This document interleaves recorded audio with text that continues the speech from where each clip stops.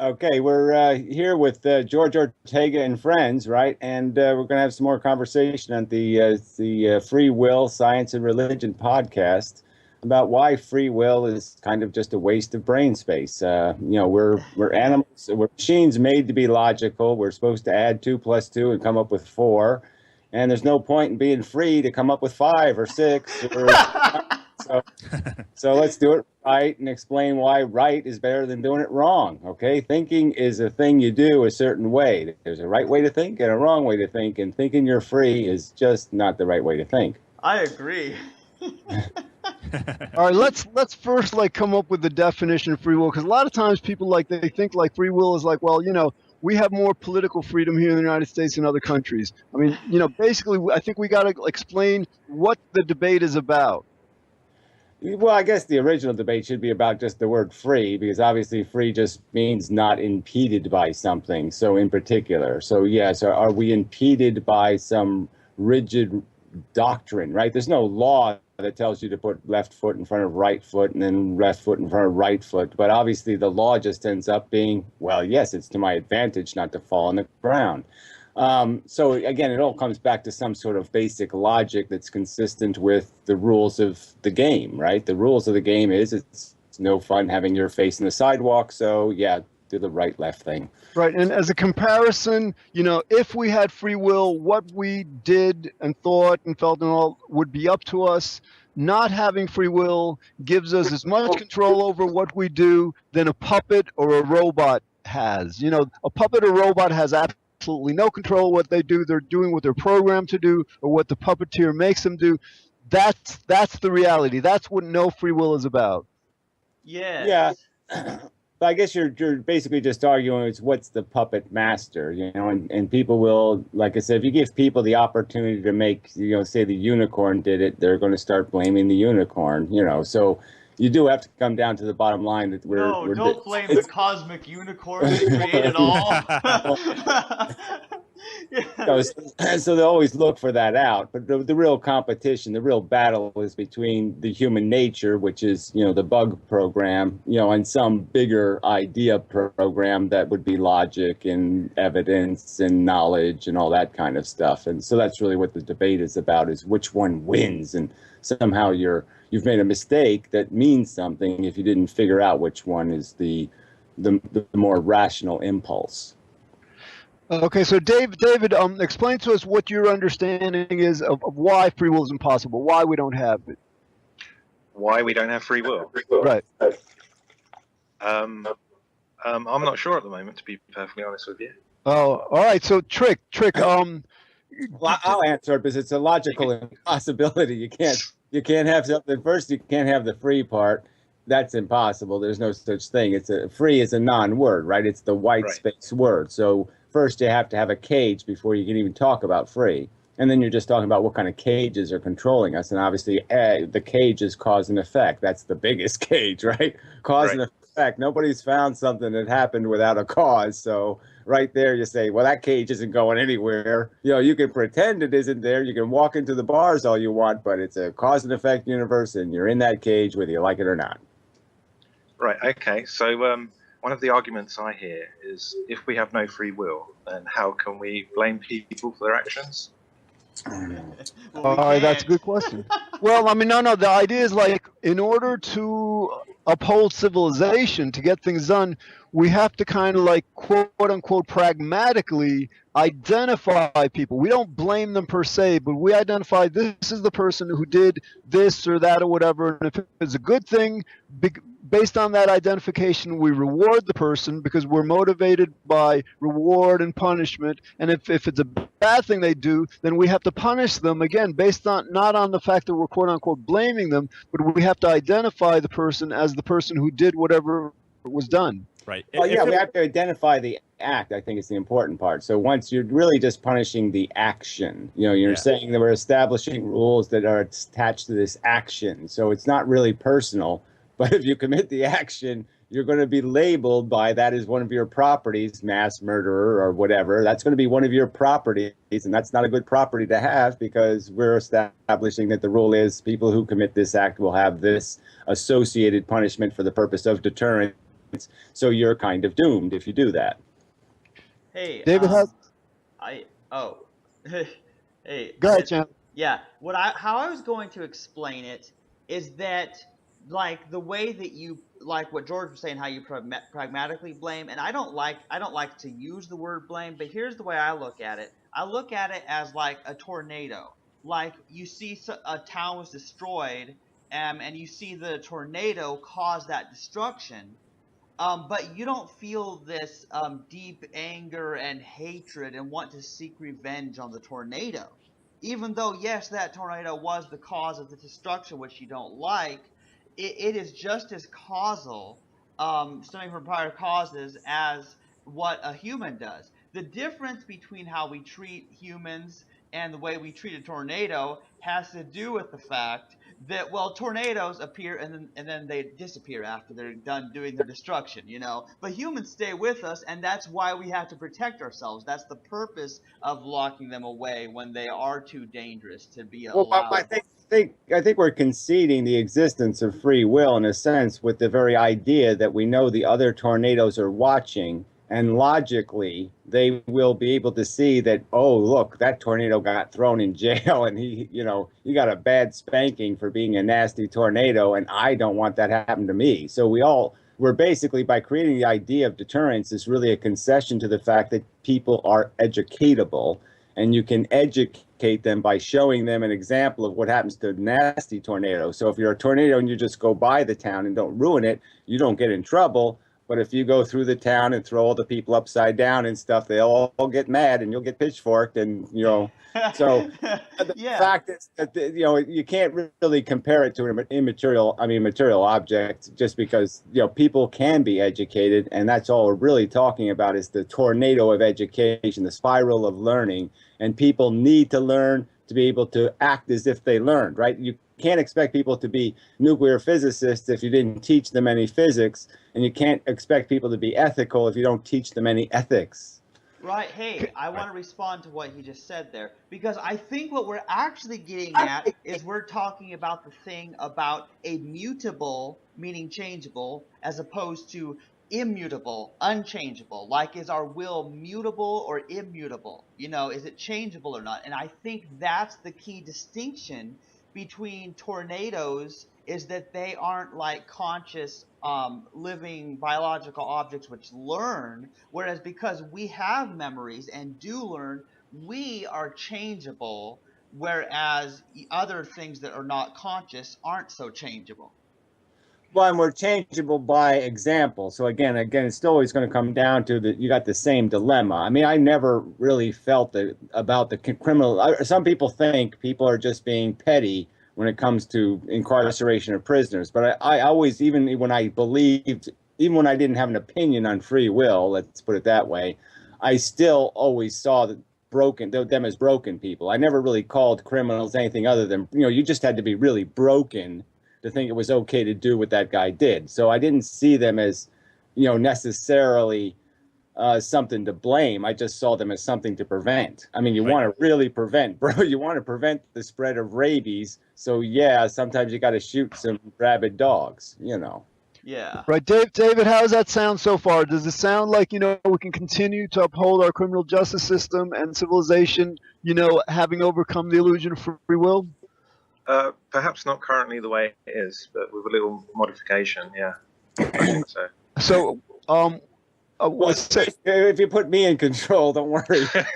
Because the idea is like, he's not in control. As much as I have sympathy, I'm still always going to buy that pound of prevention is worth an ounce of prevention is worth a pound of cure. I'm always going to want to prevent. So I'm always going to have see a real value in bucking up and taking the hard hit of, you got to shoot the dog, Let me, as an example of how we can apply this to ourselves, I read a book recently on willpower. And like sometimes we're trying to get ourselves to like diet or to do these chores we don't want to do and all.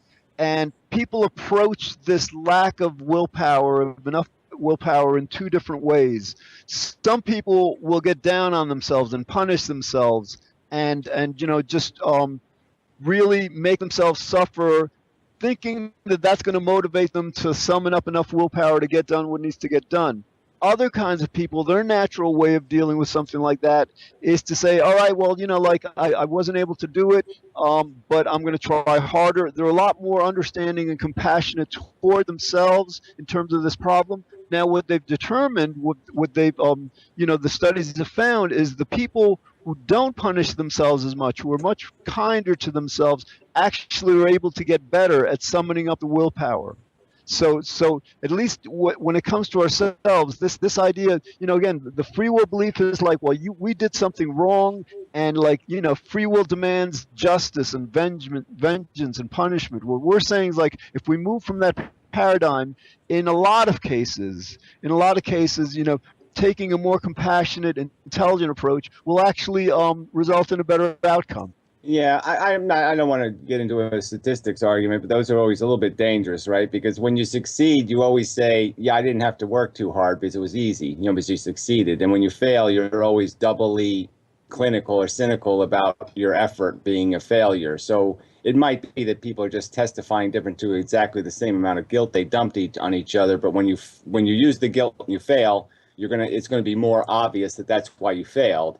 Where the person who succeeds is going to say, no, I wasn't too hard on myself. I was just the right amount of hard on myself. You know what I mean? So it's going to be a different kind of testimony based on your outcome. So obviously the failures are going to have a negative view anyway, and they've even negated their own negative attitude. You know what I mean? They've made it even double negative now. So I'm just saying that's that syndrome you end up with, that and kind of self-testifying about what works. But I guess I just want to say I'm sort of an advocate for being a better person through negative reinforcement rather than positive. I kind of say the things that have made me a better person are the ones that humiliated me or did something kind of psychologically negative, because the stick was a lot louder than the applause for me personally. Okay. Well, Trick, apart from this, this idea of being able to like navigate our imperfections, the imperfections of others better, what other benefits can the world derive? What is this, what are we trying to do in getting the world to overcome this illusion of free will? We're trying to get them to not blame people in a certain context. So there's different ways to blame people, and like Gary said, the rabid dog situation, we don't actually blame a rabid dog for biting people, but yet we still prevent that rabid dog from doing what it's doing. But I think the more people that recognize that people are more like rabid dogs, or irrational people are more like rabid dogs, the more we can solve the problem of the rabid dog. In other words, we can look to see what's causing the rabies to begin with, what's causing the causal progression that's leading to the negative state. Yeah, I think that's the key thing, is just to recognize that once you know it's programming, it's it's garbage in, garbage out, or grade in, grade out. So you just have to put the grade in. So you have to realize that you can't expect to raise a kid in a sewer, in a slum, and say, well, why isn't he playing the violin? And why isn't he being a nice, polite person on the street? And why isn't all, it's just silly to think, why aren't they an elegant human being when you didn't do anything to make them elegant? Right. It's just basically what we're doing is we're solving the symptoms, but not the problem. So right now, a lot of times we're focusing totally on the symptom, and we're not really back focusing on what the actual problem is. And I think they're not giving them the tools. We're hitting them. It's like hitting a horse, and you're not showing him which direction he's supposed to go. Right. You know what I mean? Without giving them an instruction book of what they're supposed to be doing, there's no point in telling them they're wrong. Okay, you have to associate the behavior with the punishment, but you also have to show how you're supposed to be. You can't just say, don't be this, without showing them what they're supposed to be. And there's no real emphasis placed on the fact this is what it is to be a human being in a civilization, and this is why we have rules. And you have to sort of explain that the reason we have these rules is because in the end it's profitable for everybody. We all get to pay less and have more.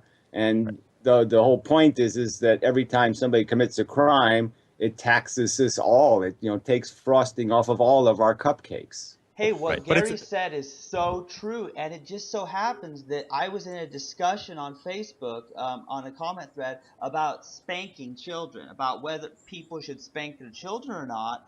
And it was very interesting because people were pointing out, well, you don't just spank your kids and whip them with a belt just because they don't obey you. You have to give them a reason why something's the right or wrong thing to do. And a lot of parents, they just spank their kids every time that the kid does something that the parent doesn't like, and the kid has no clue why.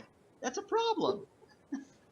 Yeah, I mean, it's like for me, it was always more effective when you saw the fear in your mother or father's eyes. You know, when you saw them actually afraid because you did something, and that's really why they're giving you a little bit of a pat, is to say, you scared the shit out of me. Please don't scare the shit out of me again. You know, don't do Yeah. that. And so that's a kind of violence you can almost justify because it's a violence perpetrated out of a need to protect, not a need to punish. So it's not like Yes. looking for a way to control you by punishing you for no good reason. They're punishing you because they need to control you because there's an urgent necessity that you don't walk out into traffic. Yes.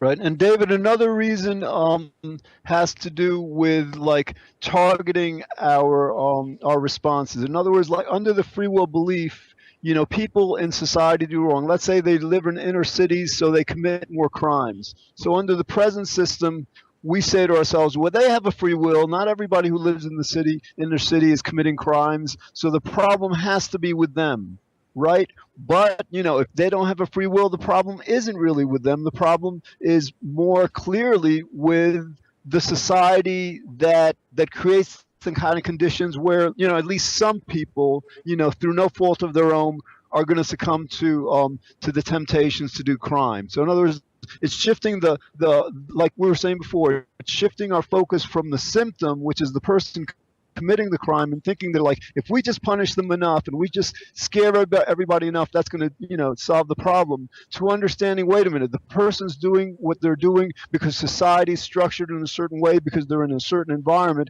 and until we change the environment, we can't expect, you know, that much from the individual, because then the individual is subject to a lot of these kinds of like conditions that are not completely controlled. Now, I'm not saying that like we can't control some of their behaviors, but like at least part of the answer has to be from restructuring society. Yeah, I think it's a performance issue, right? So you can almost compare it to cars. You don't expect whatever Honda to make, you know, a race car or something. You know what I'm saying? I mean, because they don't put the ingredients in. So you can sort of understand that some stores sell products that are, you know, they're cheap, cheaply made, right? So you don't expect the cheap thing to work as well as the thing that costs 5 times as much, as made out of real wood and all that kind of stuff. And it's just kind of silly that we can say, well, yes, sometimes the cheap thing does the job. But we know that over time, if you know, it's not going to be as durable, it's not going to be as reliable, and it's not going to be as dependable as producing that quality person, because it's going to take an exceptional cheap thing. Whether, you know, it's not going to be the average cheap thing that's going to work. It's going to be the exceptional cheap thing. So we're doing it on the cheap, and then we're expecting it to work as well as the thing that was made, you know, in the middle class, you know, cultured environment that had, you know, that played an instrument and had quiet time, and you know what I'm saying. I mean, it's quite obvious. Anybody can logically see that, you know, you can just imagine your own self and say, how could I become the person I am if I had to dodge bullets all day?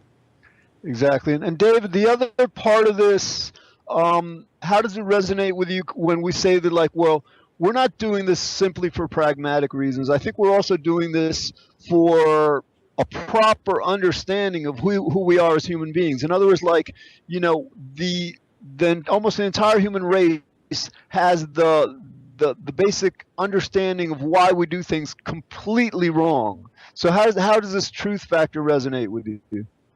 It makes a lot of sense, to be honest. Yeah, but there's still roughly half the population that believes in things like capital punishment. So it's how to correct that problem. Yeah, well, you got one of them in the room. I mean, I don't really see it as an issue of what we use as deterrence. Like I said, I value deterrence very much. So I'm all, you know, like I said, I'd rather prevent the crime with making suggestions to the logic of the criminal, because they all have some logic, right? They're a scheming mind, and you will change their behavior by changing what's going to happen to them by committing the behavior. So I'm just saying, if you make crime pay, people will do it. Well, there is a statistic that shows that a lot of people do commit murders out of crimes of passion.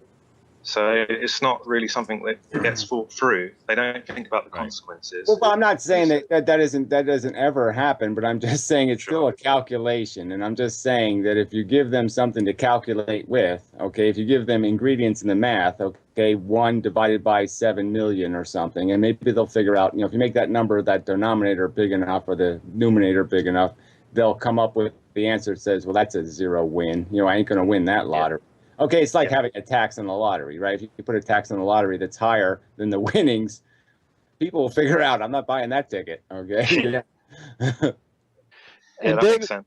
David, I think another thing, like decades ago, this crimes of passion defense was more respected. In other words, like, people recognized the person was, really distraught, and so they couldn't really help themselves, and that was used. In today's climate, I don't know how it is in the UK, but in the United States, I don't think that defense is very effective anymore because this belief in free will is so strong. Right now, like in the United States, people will say, well, the crimes of passion defense is wrong because, like, if a person A could have responded to the same situation without getting all distraught and all, then person B could have also. So in other words, like, basically they're operating from this free will perspective that people should have because people have a free will, they should be able to overcome their tendency to get all distraught to the extent that they commit a crime.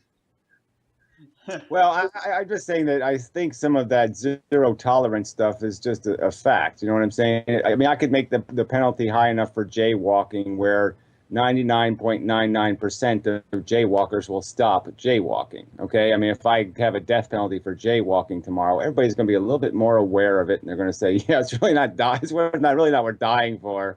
So, I'm going to stop a lot of it. So I'm just saying we are programmable, and part of the programming is the examples we provide. So I'm just saying I still value deterrence. That's my only argument, is that I put a value on preventing it rather than cleaning up crime. So yeah, I'd rather prevent it through persuasion and logic and explain to people, look, you're a social animal.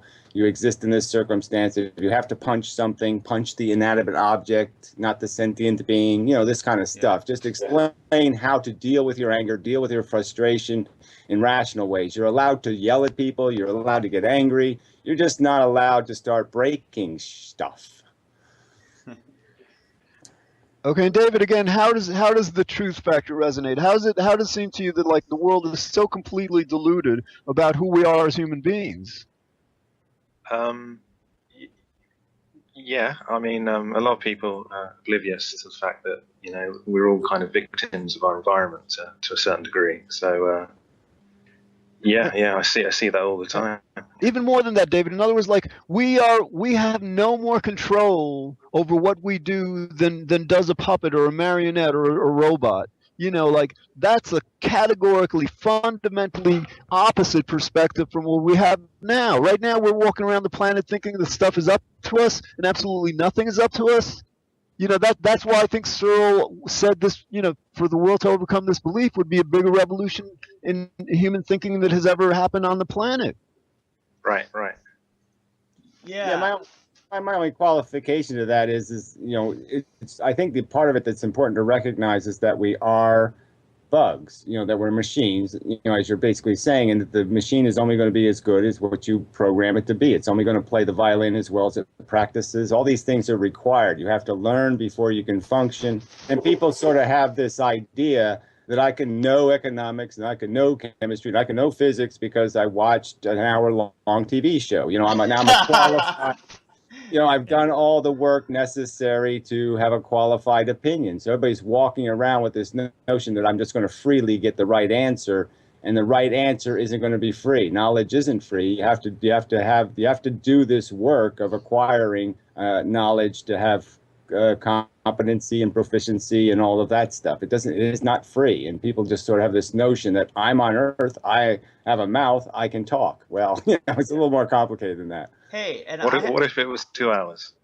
Yeah, well, it's getting close. Okay, it's close. Hey, here's how I can sum up the problems that humanity faces. Basically, we walk around, most of us, with this daily assumption that other people have the access to all the same information, that they know all the same things that we know, that they have the same desires that we have. We make the assumption thinking that everyone is like us when they have different genetics, they had different parents, were taught different things, grew up in different places, got used to different cultures.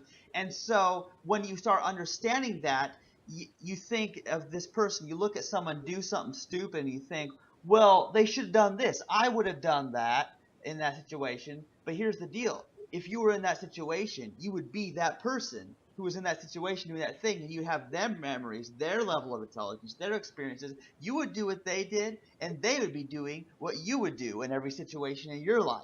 And that's the equality that I see. Yeah, I like the idea of just seeing through people's heads and just seeing the fact that they are gears and just recognizing, oh, I can see they have that broken gear over there. And they're just recognizing like a lawnmower or something. Oh, yeah, it's not going to be able to cut the grass because, that drive gear is broken. Look at all the teeth that are missing. So, this guy needs a better gear, Right. Yeah, we got to look at them as conscious gears, though. So when we use words like puppet and things like that, I think we kind of take away some of that. People start to think that, that implies that they're not conscious. But in reality, it's the whole causal process is a conscious process, and that means how we learn and how we understand things. I think George would say part of the process. No, it's a subconscious process. So that your consciousness is a victim. Your consciousness is tied up in the theater seat. Your consciousness doesn't do anything. It can't even get up and go get a glass of water. It just has to watch what happens to you. The crap comes out of your mouth whether you like it or not. I mean, I don't get to edit myself before I just said that. My consciousness is totally just sitting here saying, "Oh, wait, Gary's doing stuff. Oh no!" Right, because it's part of the causal process. Well, I'm just saying that but it's not a conscious process. It is. I mean, your subconscious leads to your conscious process, which leads to the next subconscious process. I'm saying I totally disagree. There's no conscious process. Your consciousness doesn't do anything but watch. I would agree with Gary. In other words, like the processing of the decision is all done in the unconscious, and then consciousness is just like we becoming aware of what the unconscious has done. Yeah, but the processing of the subconscious happens because of the consciousness that happens. So if I'm talking to you right now, you're processing my information, and then it's coming through a subconscious process to output your next. It's part of the process. Every element of the real active ingredients, the active moving parts, are all subconsciously thrown. So I'm just saying the consciousness doesn't itself do a single thing. Every reaction or reflexive thing that happens. Guys, we're going on. Gary, we're going on like we've got about 2 minutes left. This is an excellent theme. If you guys want to stick around, like the unconsciousness versus the consciousness and the decision making, I think people need to understand this. Well, we got another 2 minutes left in this. I just wanted to say the reason I bring up this idea of our having no more control than a puppet or a robot is simply to demonstrate what it would be to have a free will and what it is to not have a free will, right? But Trick, what you were saying before is very important. People don't like to see themselves as robots or puppets. So it's one plus that we can say, fine, we're not robots and puppets without consciousness. We're robots and puppets with a consciousness. But I still don't think that's enough for people. We have to come up with somewhat kind of way to get people to accept the fact that they're conscious puppets and like it somehow. I like it. I'm perfectly comfortable just saying I'm a victim. So yeah, I think that's just great. They tied me in the chair. What did I have to do with any of this, right? I didn't do any of it. So it works for me. Cool. All right, we've got like 50 seconds left. Gary, you want to close it up? Yeah, okay. Yeah, it's a good conversation. I really think it is a mind conversation. Really, it's just understanding the operating instructions of being a human being. Human beings have this brain thing. It has gears in it. You have to understand the gears make you behave. So you got to polish them and you got to oil them with knowledge and you got to take care of them and shine them and all that crud. And they got to be made out of strong material. And so just knowing those, that's how you build the character. Characters build out of something. It's not built out of nothing. You can't raise kids in slums and then say, why doesn't it have character? Well, because you didn't give it any good gears. I mean, its gears got a bunch of dirt in it. you know. Excellent. 10 seconds. Yeah, so I think we've done our job. So till next time, till the next exciting episode when Superman will do all kinds of special things.